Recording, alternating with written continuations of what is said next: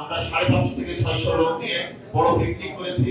আমাদের ধারাবাহিকতায় আছে আমাদের ইফতার মাহফিল, এবং আগামী দিনে আমরা এই সমিতির ছিন্নমূল মানুষের মধ্যে 21 রমজান ছিন্নমূল মানুষের মধ্যে পথচারীদের মধ্যে আমাদের ইফতার বিতরণ করা হয়েছে সহ আমাদের এই সমিতি দুর্ভাগ্যদিতে হচ্ছে আমাদের সভাপতি সাধারণ সম্পাদক এবং আমাদের সম্মানিত উপদেষ্টা মহোদয়ের মতামতের ভিত্তিতে আগামী কালে আমাদের আরো ভালো কিছু করার পরিকল্পনা আছে। সেই পরিকল্পনা নিয়ে আপনারা পরামর্শ দেবেন। আমি খুব সংক্ষিপ্ত বলার জন্য আমাদের সমিতির সম্মানিত উপদেষ্টা বিজ্ঞ আইনজীবী অ্যাডভোকেট মাহমুদ আলম ব্যক্তিবর্গ এখানে আছে। আমি তাদের জন্য খুবই ধন্যবাদ ব্যক্তি। আপনারা যারা উপস্থিত হয়েছেন তারা সবাইকে সালাম জানাচ্ছি। আসসালামু আলাইকুম ওয়া রাহমাতুল্লাহি ওয়া বারাকাতুহু। আজকে একটা মহৎ দিন, আজকে 25 রমজান, আবার আজকে বাংলাদেশের স্বাধীনতা দিবস। আমরা সবাই স্মরণ করি সেই শহীদ মুক্তিযোদ্ধাদের এবং আমরা তাদের পথ ধরে দেশটা গড়ার চিন্তা ভাবনা করি। আমি গত যে পিকনিকটা হয়েছিল, হঠাৎ করে শরীফুল সাহেব আমাকে কেমন করে যেন দাওয়াত দিয়ে ফেললাম, জানতাম না। তো আমি স্বল্প সময়ের জন্য গেছিলাম, কিন্তু যেটুকু সময় গেছিলাম আমি অত্যন্ত খুশি হয়েছিলাম এবং এত ভালো লাগছে। আমার মনে হয় আমরা যত দেশে বিদেশে যতটুকু ভ্রমণে যাই, সেই কারণে আমার কাছে খুব ভালো লেগেছে। কারণ এখানে সংমিশ্রণ ছিল, এখানে দলহীন ছিল, এখানে মতামত নিয়ে ছিল। আমি চাই এরকম একটা জিনিস হোক। এরকম একটা জিনিস হতে হলে তাকে একটা ভিত্তির উপরে থাকতে হয়। সেই ভিত্তির উপর থাকতে হলে তার একটা কাঠামো থাকতে হয়, আর তার কাঠামো থাকতে হলে তার একটা শক্তিমত্তা থাকতে হয়। আর শক্তিমত্তা থাকতে হলে তার মূলে স্যার একটু আগে যেটা বলেছেন যে ধন সম্পদ কিছু লাগে। আর আপনারা যদি সত্যিকার অর্থে কল্যাণের জন্য কিছু করতে চান, তাহলে কল্যাণের জন্য লোকের জন্য কিছু করতে হবে। সেটারই একটা প্রস্তাবনা আমি আজকে দিয়েছি। আপনারা প্রস্তাবনা করে নেবেন। আমি সংক্ষেপে যদি বলেন একটু পাঠ করে দিতে পারি।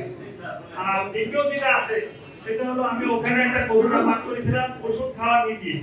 আমার কাছে ইতিমধ্যে প্রায় 30-40 জন টেলিফোন করেছেন যে স্যার আপনার ওইটা একটা লিখিত আকারে আমাদের দেন। আমি সেখান থেকে সংক্ষিপ্ত আকারে দিয়েছি। এর পূর্ণাঙ্গ আমাদের গ্রামীণ কাগজে গত বছর প্রকাশ পেয়েছিল, সেখানে একটা উপসম্মতি হিসাব প্রকাশ পেয়েছিল। আমি যেহেতু টাইম নেই সেহেতু তাড়াহুড়ো করে এটা করতেছি। এখানে ভালো কম জীবিকা কল্যাণ সমিতির সম্মানিত সভাপতি, সম্পাদক, উপদেষ্টা মণ্ডলীর সকল সদস্যবৃন্দ, সবাইকে সালাম, আসসালামু আলাইকুম ও পবিত্র রমজানের শুভেচ্ছা। নিশ্চয় মহান আল্লাহ আপনাদের উপর অসীম রহমত জারি রেখেছেন, কারণ আপনারা সবাই মানব সেবার পথে আছেন। জীবিকা কল্যাণ সমিতির সক্রিয় অর্থ ব্যবস্থাপনার মধ্য দিয়ে কিভাবে মানব কল্যাণের মধ্যমণি হিসাবে অমর হয়ে অক্ষয় হয়ে চিরঞ্জীব হয়ে থাকতে পারে, তার একটি বস্তুনিষ্ঠ উপস্থাপনা সবার সামনে আমি পেশ করছি। যেহেতু আমরা সবাই উদ্দেশ্য সকল স্তরের মানুষের কল্যাণে কাজ করা এবং আর্থিক ও স্বল্প অর্থনৈতিক সম্পৃক্ততার মাধ্যমে এবং দলমতের ঊর্ধ্বে থেকে কল্যাণ করার কাজে অংশগ্রহণ করতে আমরা ইচ্ছুক, সেহেতু এ ধরনের একটি প্রস্তাব আমি পেশ করছি। আপনারা পাঠাতে বিস্তারিত জানতে চাইলে পরে আমি যে কোনো একটা অনুষ্ঠানে এটা জানাবো। উল্লেখ থাকে যে উদ্যম, উৎসাহ এবং কর্মতৎপরতা থাকলে এই সমস্ত জিনিস করা খুবই সহজ। লাভ কি হতে পারে? Diabetic, hypertension and old home complex, এই নামে আমাদের একটা জিনিস করা যেতে পারে, যেটা জীবনগাছার মধ্যেই হবে। স্থানটা হবে জীবনগাছা সীমানা থেকে শেষ সীমানা পর্যন্ত হাইওয়ের পাশে। কেমন জমি জায়গা রাখবেন?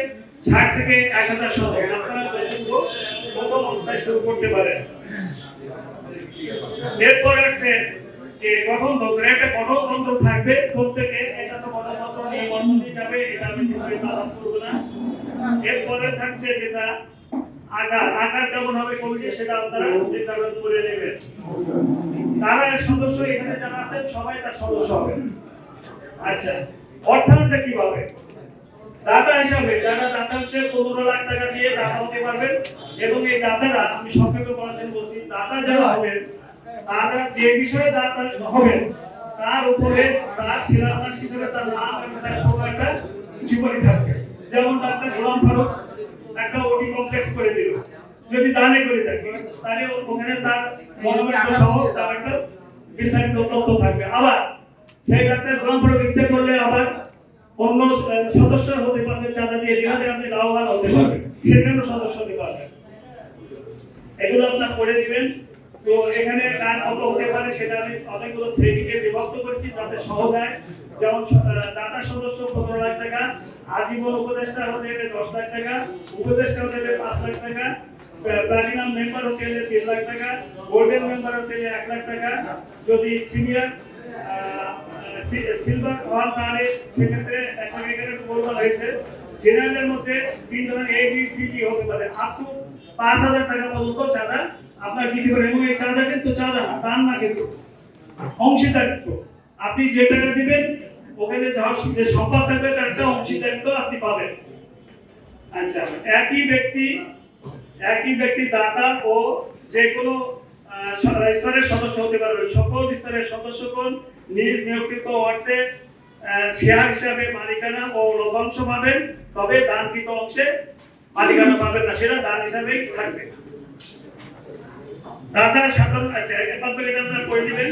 সেবা করে টাকার এইটা একটু আলোচনা করি। আমাদের থানায় আমার জানা মতে 33 লক্ষ লোক আছে। এর মধ্যে শুধু ডায়াবেটিসের রোগী আছে 33,000 এবং 55,000 আছে হাইপারটেনশনের রোগী।